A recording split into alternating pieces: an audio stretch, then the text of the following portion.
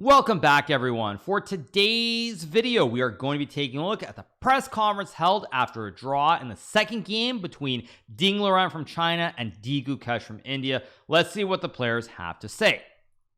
Press conference. I'm Maurice Ashley. I'm with the two players after a draw. I'd like to address questions to the players first, and then those of you in the press may take the microphone to my left and ask questions as well. First, I would say to you, to the world champion. There are no closed captions, by the way. How do you feel about today's game? Today also not so much happened in the game, but actually my feeling had many up and downs, and at some point I thought I misplayed good opening preparation, and I may be slightly worse in the middle game. I'm not sure if my assessment is correct or not. It might be incorrect. But I think my position is very passive when he had a very strong knight on d4. And I realized...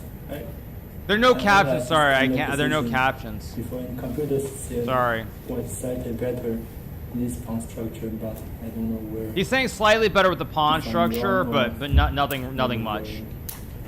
Nothing. Right.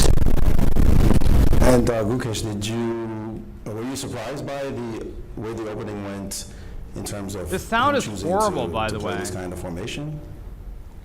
I mean, it was not a huge surprise. It's one of the topical lines recently, and I can put 1.25 speed, I guess. Yeah, I'll put 1.25. What I had seen, and I think I got a fairly comfortable position. I mean, it was always.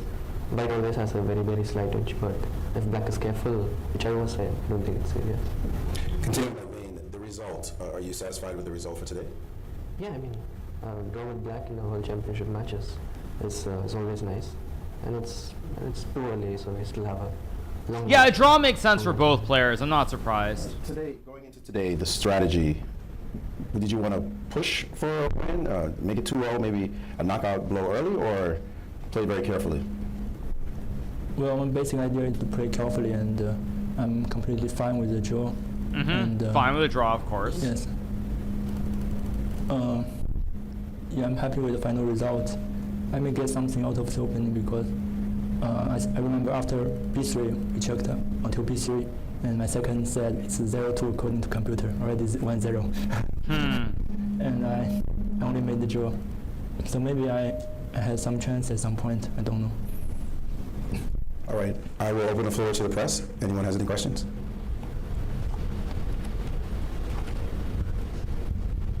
This is Mike Klein with Chess.com. My question is for Grandmaster Gukesh. This is your first big match. What are you thinking of the atmosphere of playing in this cube where you know on the other side hundreds of people are watching, you have no other games around you?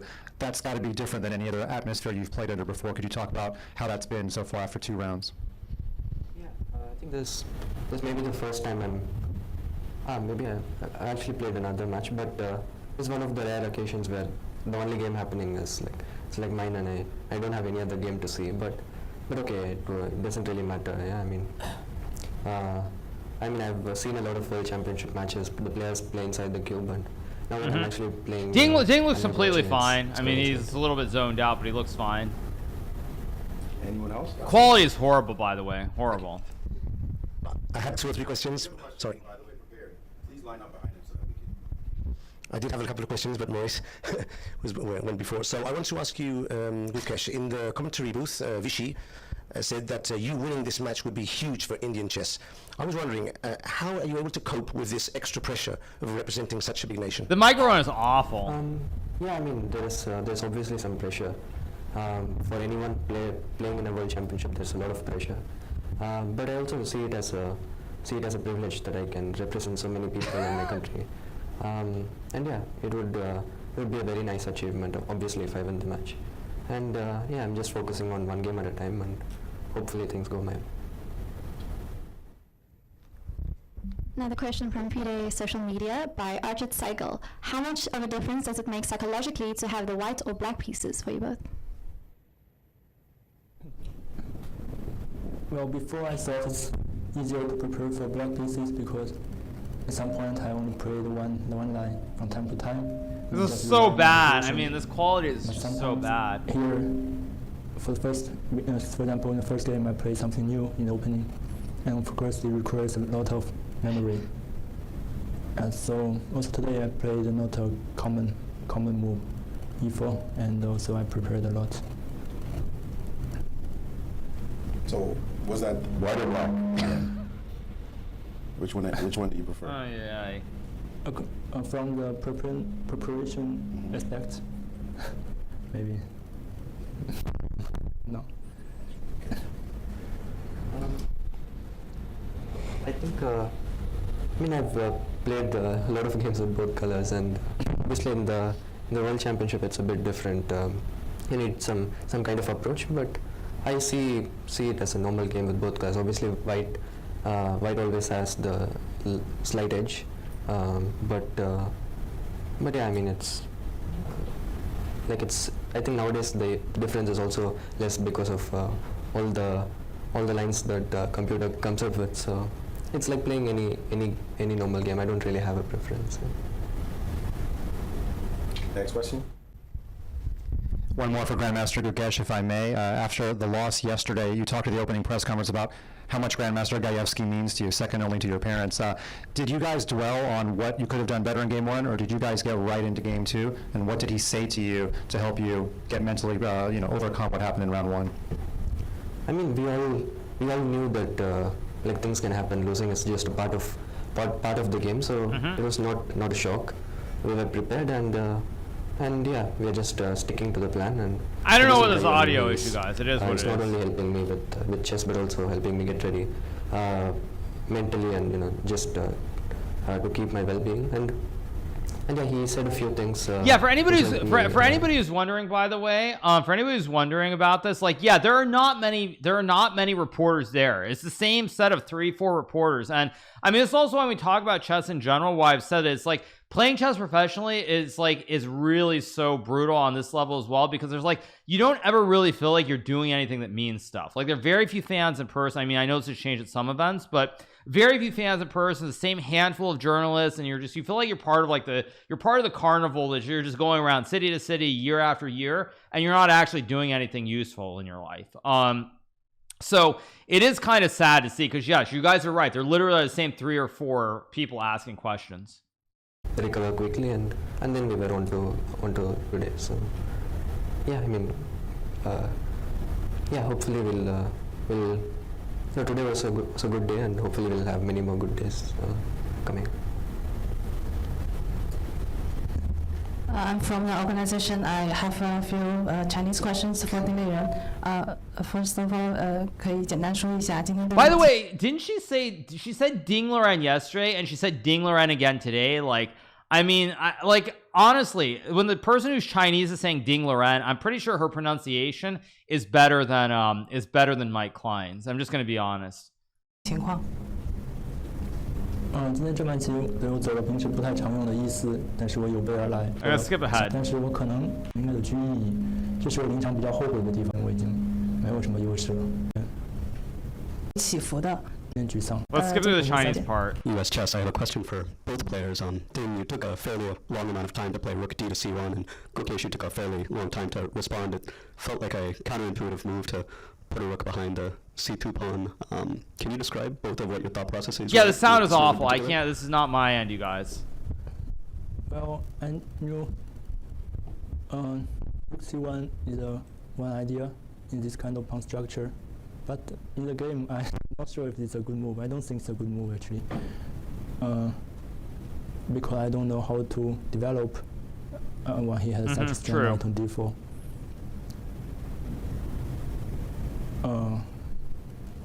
Yeah, so I moved back the rook to d1. That means maybe I'm not happy with rook c1.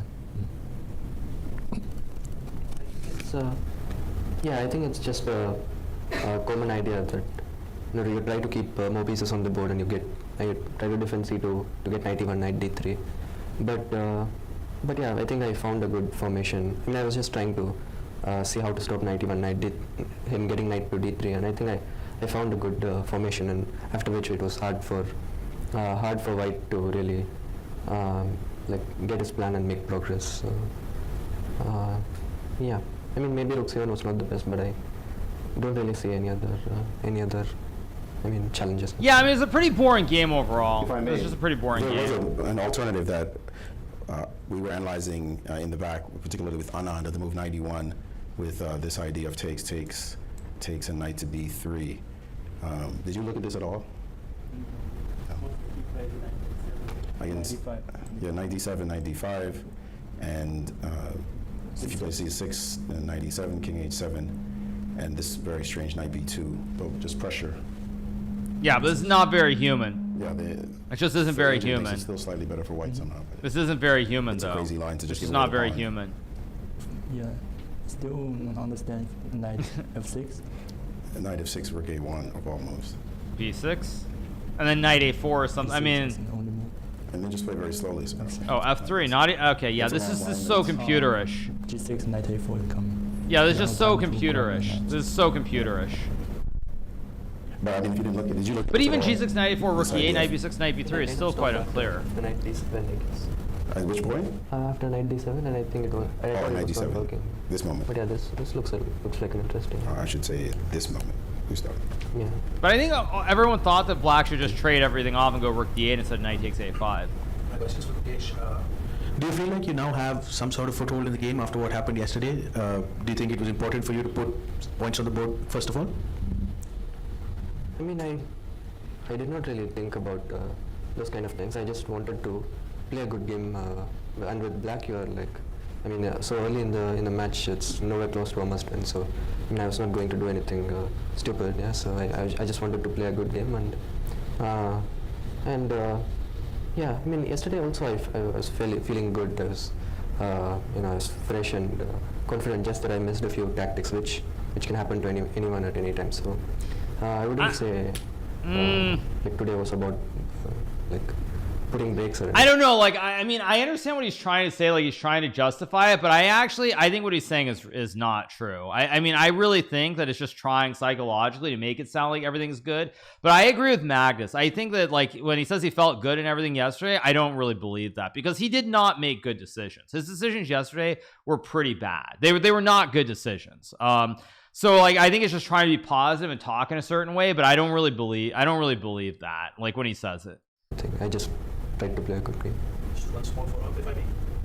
Like just miss a few tactics. Like, so post assessment, do you think you actually did play well as well? I don't really agree with that. Yeah. And manifesting, maybe, yeah. I think I was after I was surprised in the opening, I reacted pretty decently. I didn't give him any serious chances, and it was a solid game with black, which is nice. Another it was a draw. Both from your fans on FIDE's social media, this time by A. Anjal. How do you unwind after a game and not let your past affect your future? How do you settle down after a game? How do you relax after a game and not let the past game affect what happens next? Well, first I'll check the games, and then yes, maybe yesterday I received a lot of messages because I win the first game, and then after that. Already it's time to sleep because the game normally finishes very late. Yeah, I mean, I maybe discuss the game a bit, and then yeah, I mean it's normal. Like I eat dinner, I sleep, I think about the next game. So yeah, nothing huge really. I'll ask one last question. What is your expectation for tomorrow, if you've thought about it at all? Well, I think it will be a big fight because he's a point down and he has white pieces, so I'm ready for a fight. You got the white pieces tomorrow. What can we expect? And I will just try to play a good game because after all, the only thing you can do to try and win is to play a good game. True. Nice words. Well, thank you so much. Thank you. This is the end of the post-game press conference. Tomorrow will be game 3. It starts at 5 p.m. local time. See you then and have a good night. Yeah.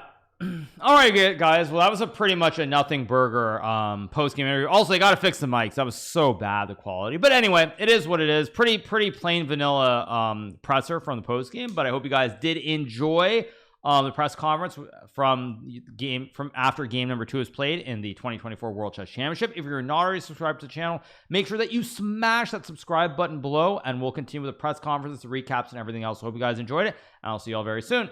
Bye.